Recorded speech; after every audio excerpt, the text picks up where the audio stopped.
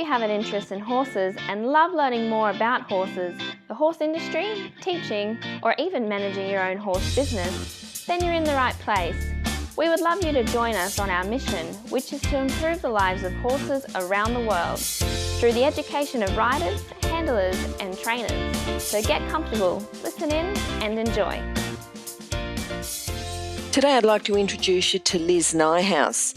Liz grew up in the Netherlands and started riding as a 6-year-old at the local riding school. We'll talk some more about that a little bit later on in the interview.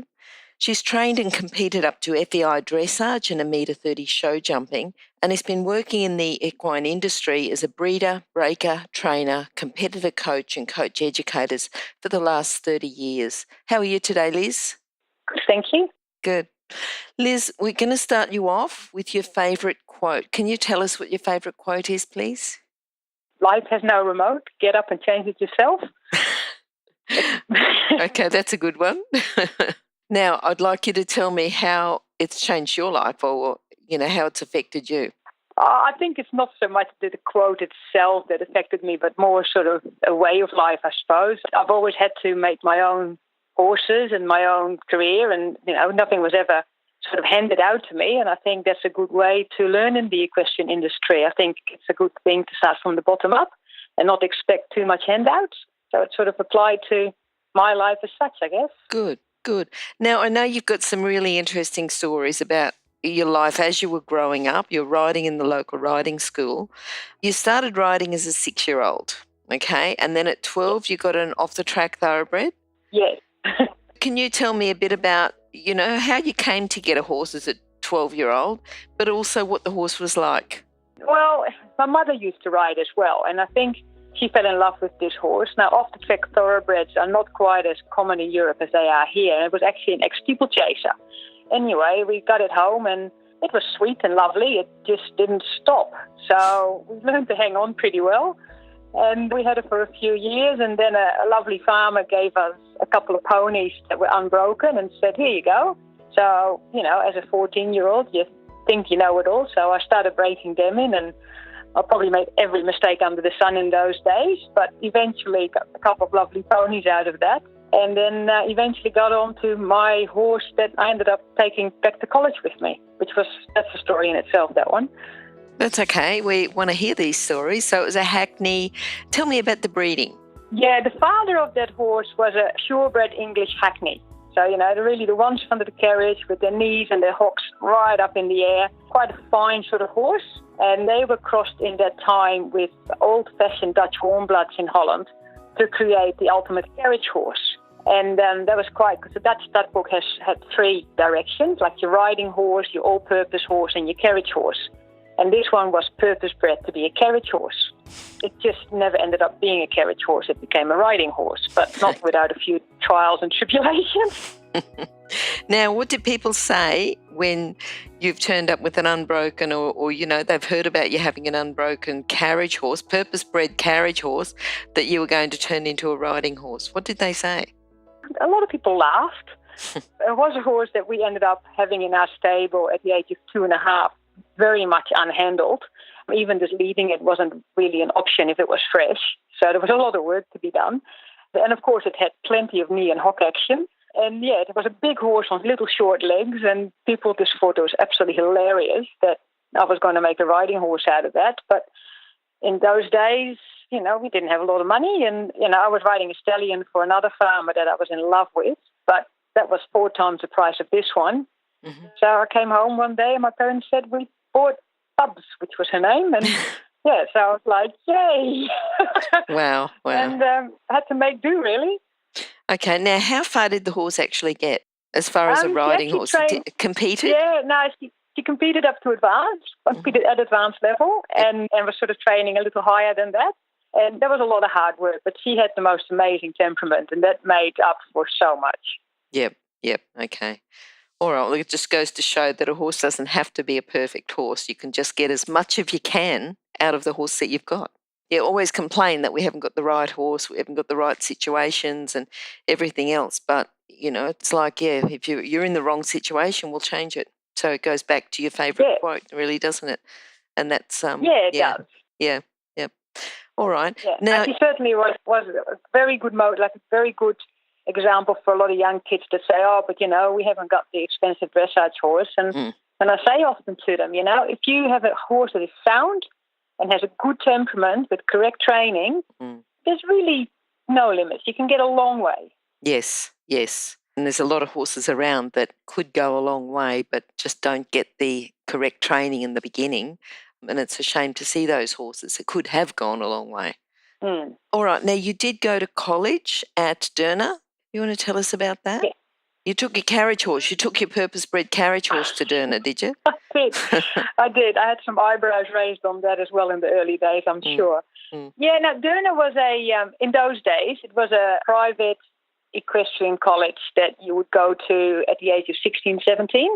In those days, it was quite a bit of an elite sort of school, I suppose. You had to get selected into it. Like 400 people in a year would apply, and about 120 got selected into it.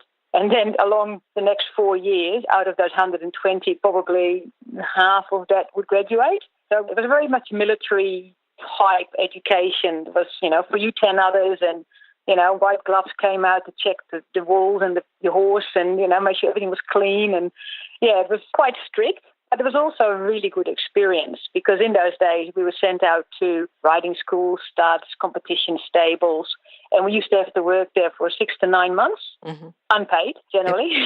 Yep. And then we came back to the school for another 3 months of intense schooling with exams at the end of that, and then you would move up to the next class level sort of thing. It was a very tough school in those days, but it was also very character building, I suppose. And if you wanted to learn anything about horses, they would teach you anything about horses. It sounds like the ideal situation, really, for someone who's just starting off in their career to get a really good, sound basis. Now, for 4 years, was that a funded course? Was that a paid-for course? How did that work out? Because it's absolutely my ideal. My parents had to pay for that. Okay. My parents paid for that in those days, and I'm still very grateful that they did. It was probably not super cheap, but they knew this was what I absolutely wanted. And from as early as I knew of it, that was what I was going to do. And there was a lot of drive on my side of doing that. And yeah, they've supported me all the way, which is wonderful. Good. And then, because you'd already decided that you were going to have a career with horses. Now, was that just always from the 6-year-old person that started at the local riding school, or was there something else that brought on that change that you said, right, I'm going to have a career with horses? No, I think subconsciously that was always what I was going to do, I think. If I hadn't been horses, it would have been something else with animals, like a vet or something, but it was really always the horses in those days. Okay. And what core skills do you think that you had that, because a lot of people, even at Derna, start off in the college and then drop out. People start off in a horse career and then drop out. I've seen people go to uni, do a horse course, and then never do anything professionally with horses, go on and do another career. What's the keys that, what do you have? There's just the core skills to start that career and stay in the career. I think you have to have that love, for the work, I think. The people are doing it. The reason why so many dropped out, because it was a hard school. Like we would work 60, 80, 100 hours a week easily. There was no such thing as take it easy because you're a girl. It was just, we just have to unload 2 truckloads of hay, 2 girls, and it was just shut up and put up. So at the end of 4 years, if you still were there, you really wanted it. Yep. It sort of turned out very broad-based horse people because the school would cover, we had to learn how to drive horses. We would obviously learn to talk riding better, jumping. We even did sulky riding with the trotters. We got theory and everything, show care, feeding, name it. If it had to do with horses, we got it taught. So it did turn out a very broad spectrum, not so much specialist at that time, but much more broad, skilled people. And I think most people that did that school are still in the industry because it was very much, if you could hang in there for those 4 years, you must have wanted it. Yep. And I think... I was going to say, what was their business model? Were they just a college or did they do other work as well and the college supported that work? Was it also a riding school? Did they also break and train? No. Did they also... No. It was just a college? It was just a college, although they did at one stage incorporate, there was another farm in Holland that would test young horses, and they would bring them in as foals and then test them up for the next 2 to 3 years. And at 3 years old, they would bring them to Deurne, and we would be taught how to break in young horses. Okay. So that was sort of a bit of a combination at the time. But for the rest, it was pretty well mainly focused on the students and their education. Okay. Do you still stay in touch with any of the people that you graduated with?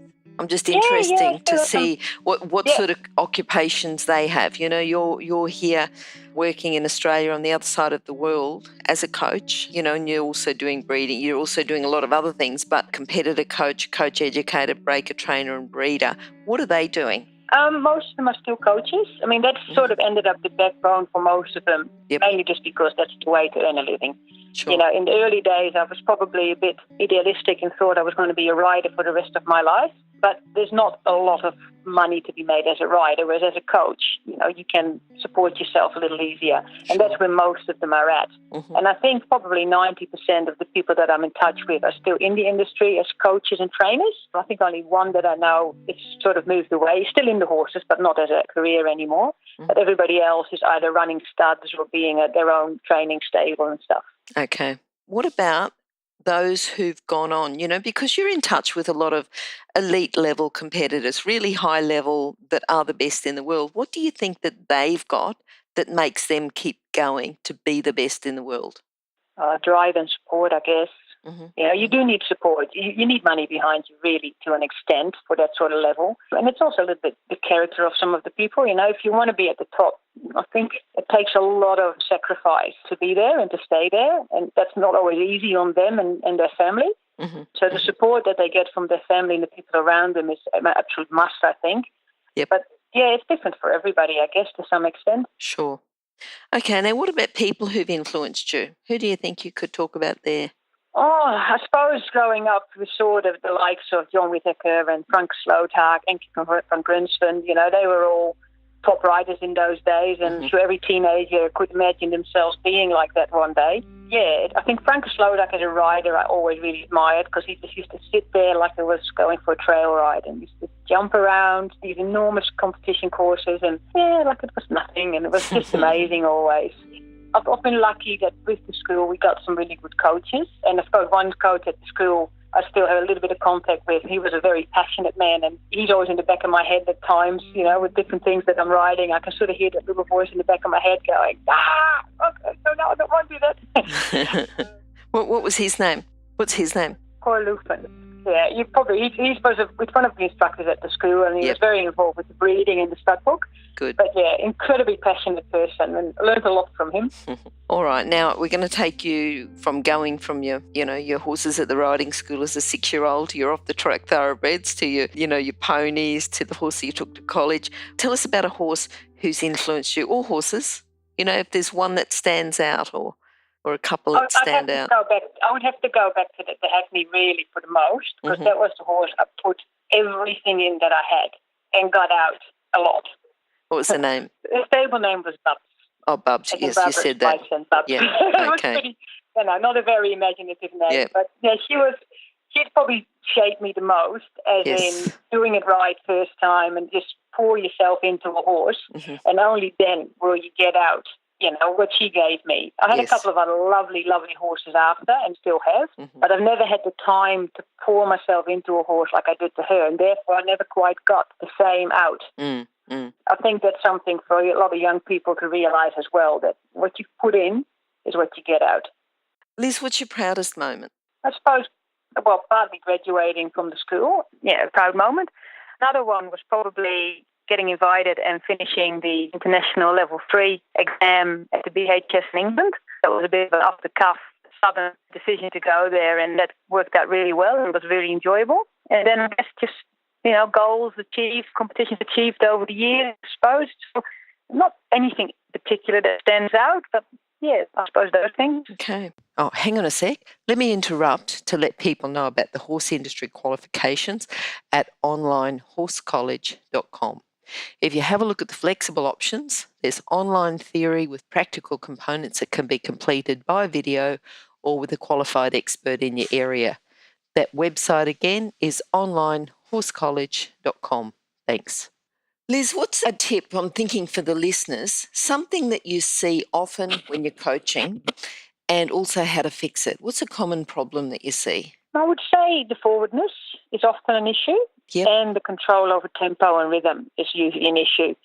And I think it's important that people, when they hop on a horse, they straight away make sure the horse is listening to forward. A lot of people just sit there and, just use 5 minutes to get ready, and then all of a sudden the horse has got to be there. Mm-hmm. It makes much more sense to the horse from the moment you're on that he's listening. He's got to be forward when you tell him, and, make sure that you correct him correctly to do that. So you would ask gently, and if he doesn't listen, you'd come in with another aid and then correct him immediately if he doesn't listen to that, and so on.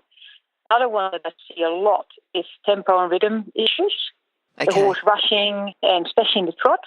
And I find that if the trot tempo is under control, everything else just becomes a problem. The horses won't listen, won't focus. The canter is often out of control. So I think it's very important that especially the younger riders with the less experienced combinations really spend time on making sure the horse is traveling at the tempo that they want the horse to be at. Mm-hmm. Of course, forward again, but don't mistake forward with speed either. And I can't stress enough, have somebody on the ground that knows what they're doing. Lessons are so vital for anybody trying to learn. Even the top of the top have eyes on the ground. Mm-hmm. It's just a hard sport to do by yourself. Yep. And so I like the way when you said about the speed, you said you want the forward, but you don't want speed. So it's really about controlling that energy, isn't it? Yeah. Yes, the forwardness you got to sort of look at as controlled energy. It's energy that you create yet control. Yep. And the horse is unconditionally going, yeah, sure, I'll do that. Sadly, a lot of people think that as long as the horse is going fast, the horse is forward. Yet that doesn't necessarily have to be the truth, because sometimes it ain't instigated by you, and also it ain't controlled by you. Yep. So speed can be certainly confused with forwardness, and it's, again, that's where it's important to have somebody on the ground that can help riders to understand the difference. Mm-hmm. Mm-hmm. All right. Now, Liz, a little while ago you wrote a book. Can you tell me a bit about the book, how it came into being, and we'll talk about where to buy it as well?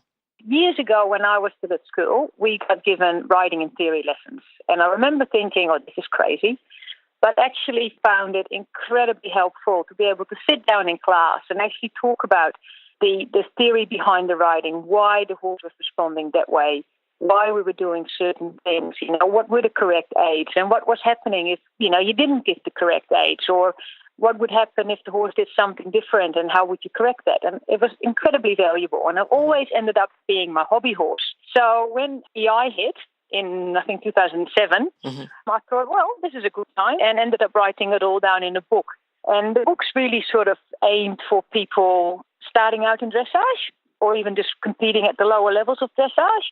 And it just gives them a clean understanding about what we're trying to do, what is a logical progression, what are the aids for things, what is important, what sort of problems could you expect, and how do you fix them. And it's all sort of set out in a why, what, how scenario. And it's not, it's not in rocket science. It's just simple language that, everybody can understand, even if you're not a dressage rider per se. Okay, great. And just to buy the book, how can people go ahead and buy that? It'll go back up on a new website. I recently shut the old one down, but they can get it via me, obviously, either to ring or to email me. Yes. And also there's some saddleries around the coast that sell them. I'm pretty sure the Sunshine Coast Saddlery in Croy sells them. Yep. And Fendale. So obviously you can get it through them as well. Yeah, we can put a link on our site with your notes, which is horsechats.com/Liz Nijhuis. So we can do that and make sure people can get it through our link as well. That'd be great. Yep. Okay. What are you looking forward to now? What are you thinking of in the future? Got a few things going on. I'd like to get my old horse back up and go. My middle-aged horse up and going, and like to get her up to the FBI levels next year. Yep. That would be really lovely. And then her daughter, I've also got her back up in work, and she'll be hopefully getting into the elementary medium next year. Still doing lots of coaching, training. I thoroughly enjoy training young horses and bringing them on, or correcting horses or retraining horses. So there's a fair bit of that. Yep.